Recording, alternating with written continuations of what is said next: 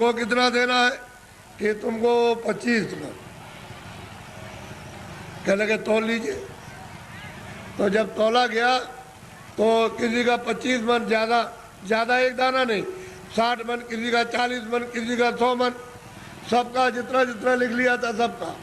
चोर बोला, अरे महाराज ये मेरे कांटे लगे, मैं रात को कांटों में जंगल में गया तो बमूल के कांटे, बेरियों के कांटे, खून निकल आया, ये पैर फट गए और मैं उसके खेत में से काट करके ले आया। उधर से जौ काटी, मटर काटी, अरहर गेहूं काटा, वो किधर चला गया। अरे कह लगे बच्चा ये मेरे पैर में भी ये कांटे लग गए, ये देख ये लगे हुए कांटे। कह लगे आप क्या करते रहे। कह लगे तू काट कर के ले आता था, वहाँ जमा करता था और मैं यहाँ से जब चला जाता था घर में तो गट्ठा उठा करके उसमें खेत में पहुँचाया करता था। मुझे देना उतना ही है जितना तेरे हिसाब में, और तूने जो ये चोरी की है, ये कांटे तेरे लगे और तकलीफ हो रही है तो तेरी सजा और चोरी की सजा अलग मिलेगी। वो जो तुमने चोरी की है उसकी सजा अलग, और ये कांटे लगे, खून निकल आया, इसकी सजा।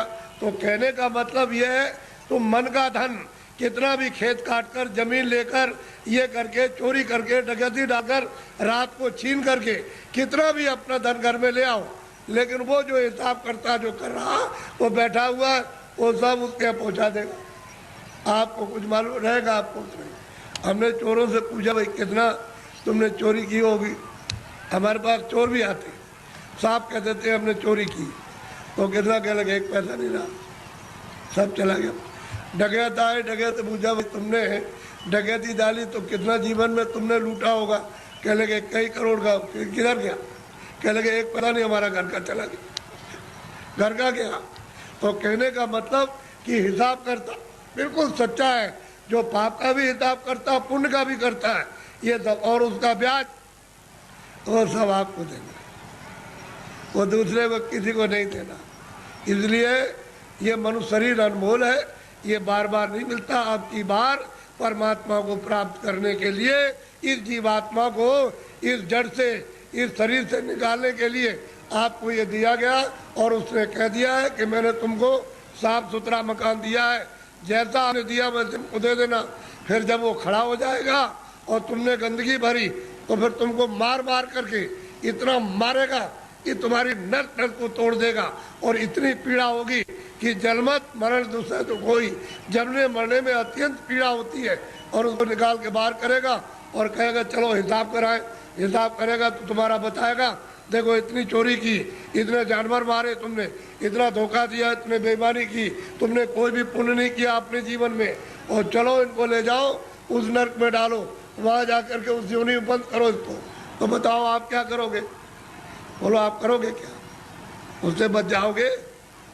इसलिए जिन जिन देवताओं की आप पूजा करते हो उनसे ये प्रार्थना करो कि हमको ये सद्बुद्धि दो कि हम, मतलब ये है कि कोई धोखा, किसी को बेईमानी ना करे, धोखा न दे, और अच्छे काम करे। सद्बुद्धि रहेगी तो अच्छा काम करो, आप मेहनत का काम करो, बच्चों की सेवा, आएगा एक सत्कार, और फिर उसके बाद भजन करो कि भजन करने की हमको सद्बुद्धि दीजिए कि कोई महात्मा मिल जाए, या आप ही मुझको रास्ता बता दीजिए तो मैं भजन करने लगूं।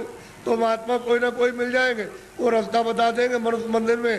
तुम फिर भजन सच्चा करना अपनी जीवात्मा से परमात्मा का, तब देखो दिमाग ज्ञान चक्षु खुल जाएगा। और यही से बैठ करके रोज स्वर्ग जाओ, रोज रोज वैकुंठ जाओ, और वहाँ ब्रह्मा से मिलो, और विष्णु से मिलो, और शिव से मिलो।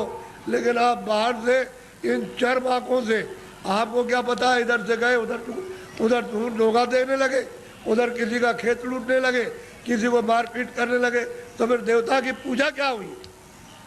ये मनुष्य शरीर फिर नहीं मिलेगा आपको, अमोलक अबकी दे दिया गया। इसलिए इसको बचाओ। अभी तक जो कुछ भी किया है गुनाह, अब उनको तो छोड़ दो, अच्छे काम करो, अच्छे काम करो। जीवात्मा को जन्म मरण से बचाओ, 84 से नरकों से, नहीं तो ये जाने वाली है। और मनुष्य शरीर ये खाली होने वाला, ये तो किराए का मकान है। हे बच्चे बच्चियों, ये किराए का मकान है, वो ये नहीं देखा गया 2 बरस का है, 4 बरस का है, 10 का है, वो 20 साल का है, 50 का, 100 की पूंजी आपको दी जाती है।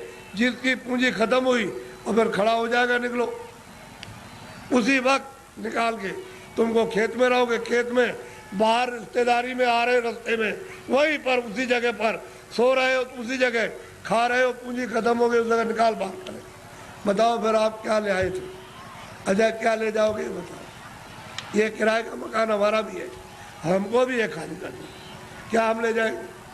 हमारा ये भी नहीं जाएगा, इसके साथ कुछ और जाएगा, एक सुई की नोक नहीं जाएगी।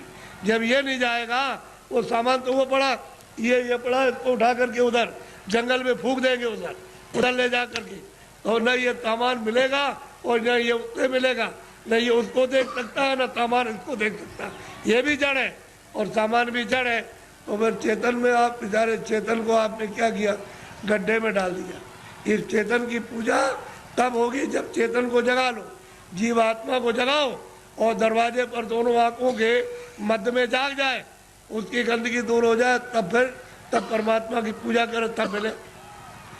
सुलभ है, सीधा है, आसान, सब कर सकते हैं, स्त्री बच्चे पुरुष, खेत में खलिहान में, घर में, सुबह और शाम। तुम 1 घंटा समय नहीं निकाल सकते हो 24 घंटे में परमात्मा को प्राप्त करने के लिए, और बस इसी में समय सो करके और खा पी करके बिता रहे हैं। ये धिक्कार है ऐसे जीवन को।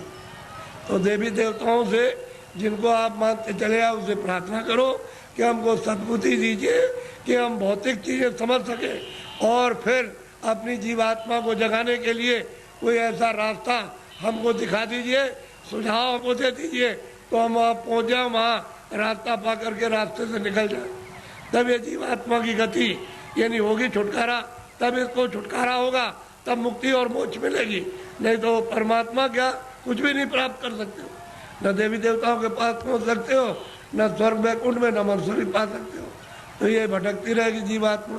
जैसे पशु पक्षियों में वो भी तो जीवात्मा यही है, इसी मनुष्य शरीर से उसमें बंद की गई।